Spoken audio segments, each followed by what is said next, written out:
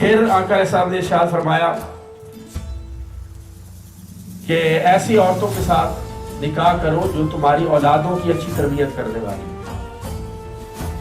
اور اس میں نے پہلے بھی کہا کہ اگر عورت دیندار ہوگی تو اچھی تربیت کرے گی، ورنہ اس کی ترجیحات اور ہوگی.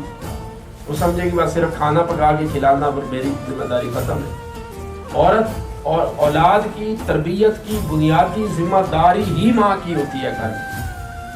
باپ کی بات میں ہے، اصلاً ذمہ داری ماں کی ہوتی ہے اولاد کی تربیت کے.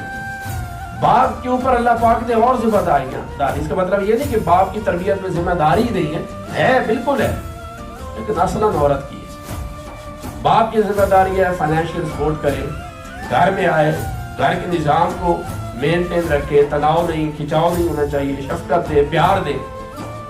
لیکن باپ کا کردار کیا ہے کہ وہ اولاد کو نوالا سونے کا کھلائے مگر نگاہ شیر کی رہتی ہے اس پر، تب اس کی اچھی تربیت ہوتی ہے.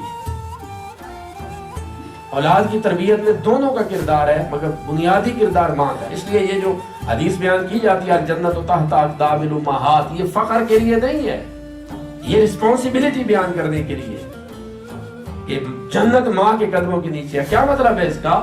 اس کا مطلب یہ ہے کہ اگر ماں اپنی اولاد کے لیے ایسا نقش راہ متعین کر دے کہ اولاد اس کے اوپر چل پڑے تو ماں اس اولاد کو جنت تک لے جا سکتی ہے.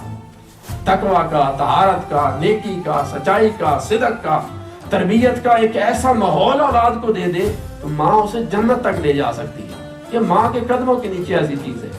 یعنی ماں کے لیے قدموں کے نیچے وہ چیز ہوتی ہے جو روندی جاتی ہے. یعنی ماں کے لیے اولاد کو جنت تک لے کے جانا انتہائی معمولی سی چیز ہے.